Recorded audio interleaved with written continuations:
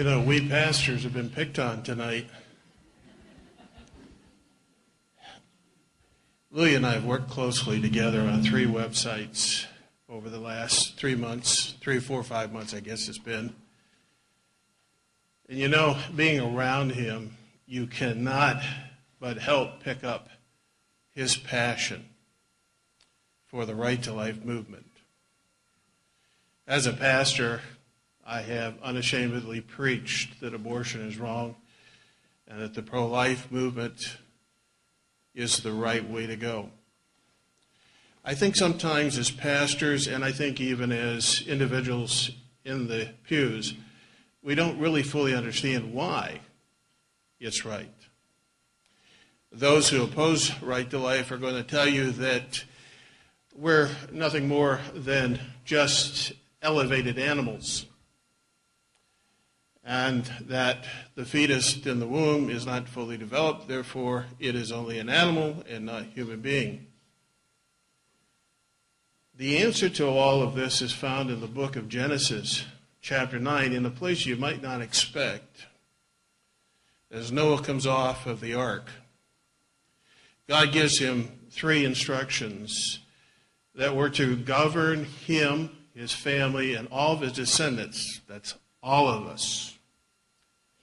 And right in there are the very core truths of what it means to be pro-life. The first thing he says is that meat would now be on the menu. I kind of like that one,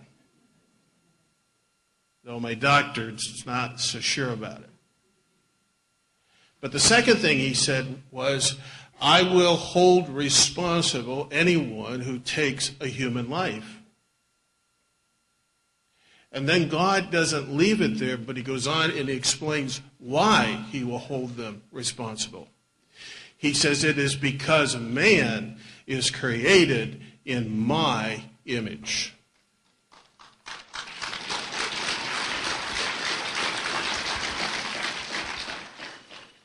And because of the fact that we all bear the image of God, then human life is not the same as animal life, because human life is sacred before God.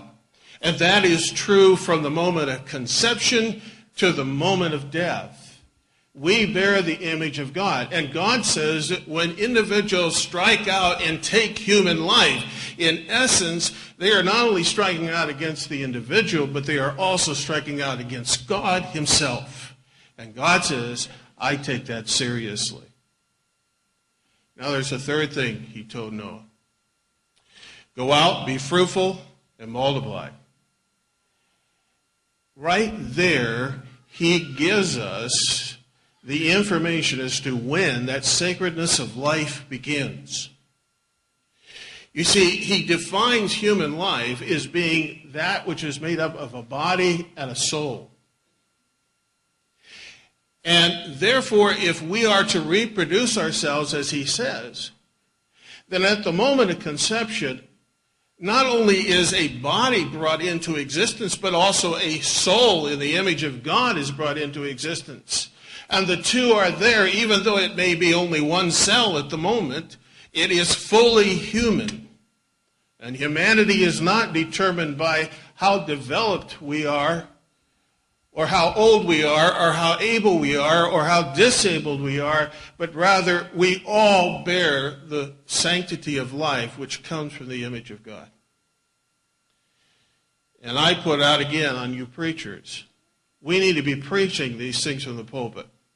Now, I had a long prepared thing, and you never want to do that and give a pastor an opportunity from a pulpit, especially with a clock as small as that one. I know. He's back here saying, I can tell you what time it is. I do want to share one last thing, though, with you. We've been talking about the elections coming up. Let me just say this to you. We put so much emphasis on pro-life and right to life on the abortion issue. But I'm going to tell you right now, the sanctity of human life covers every aspect of our lives, and it even includes the freedoms and rights that we have as a privilege as Americans. In the Declaration of Independence, let me read what it says here. We hold these truths to be self-evident, that all men are created what? Equal. Now wait a minute. I was born with bad eyes. Some of you were not. Then was I born equal to you? No, you had an advantage over me. So what gives us equality? He goes on, and they say what brings the equality. That they are endowed by their Creator with certain unalienable rights, that among these are life, liberty, and the pursuit of happiness. Our founding fathers said human life is sacred because human life is in the image of God.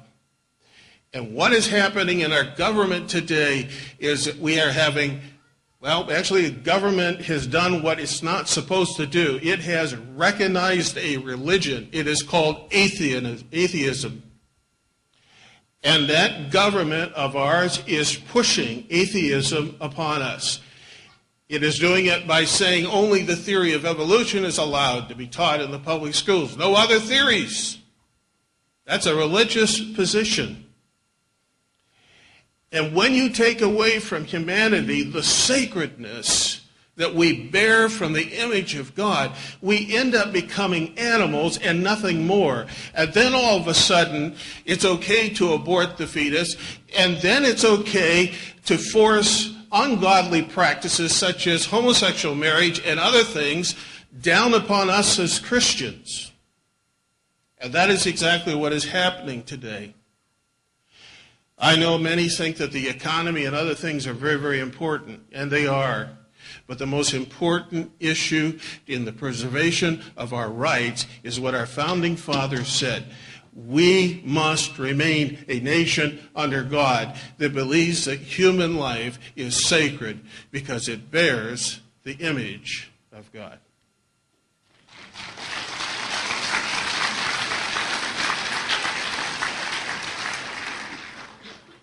Now, if we're going to remain blessed of God, then we need to do what God would have us to do. One of the things that, working with Louis and getting the Right to Life website up and getting it going and so forth, one of the things he shared with me, and he probably doesn't know that I did it, that I was listening, but I was.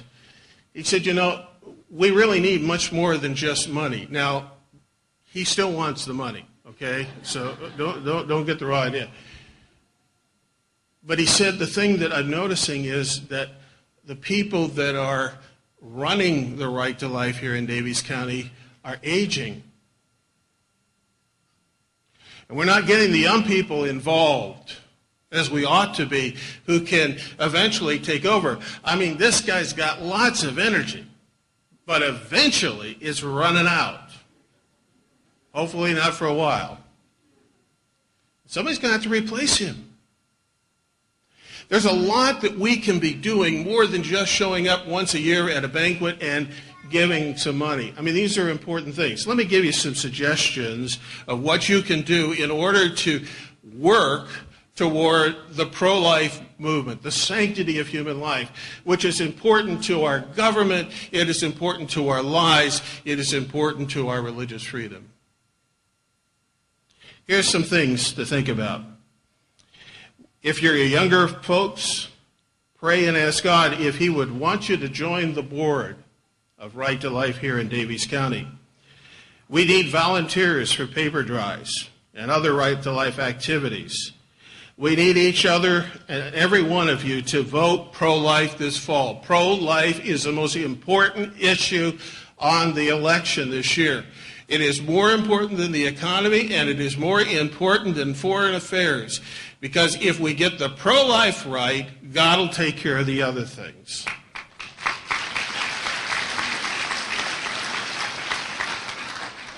We need people who are willing to write letters to the newspaper unashamedly in support of the pro-life movement. We need them to write to their representatives and share how they want them to vote on pro-life issues. We need people who regularly pray to God for this cause. Most importantly, we need people who will go out and take the truth of God's Word about the sanctity of human life, and we need to be spreading this and sharing this with our coworkers, our neighbors, our friends, because I'm going to tell you what, a lot of people out there are absolutely clueless as to why it's wrong to abort a child. This came home to me back 4 years ago when President Obama was running for president, and there were some issues raised about his position on abortion. I was sitting across the table at my parents' home, and one of my nieces was there, and her husband, and we were talking about politics, and she said, I don't see what the big issue is among Christians about voting, whether it's abortion or pro-life. She said, that's purely political.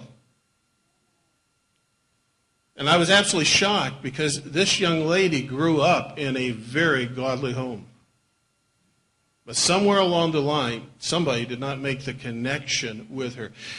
We need, as members of churches, as pastors, we need to get this message out. I believe through enlightenment and explanation, then people will understand, they will appreciate it, and they will join in the cause.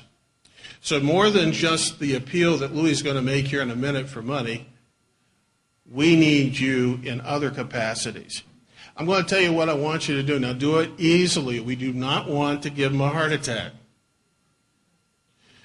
But pray about this. Call him up and say, hey, I want to do this, or I can do this, or I'm willing to do this. But listen, if you're going to do it, make sure that you carry it out, okay? It's easy to say, I'll do that, but it's another ballpark to actually do it. In working with Louis Kavanaugh, I believe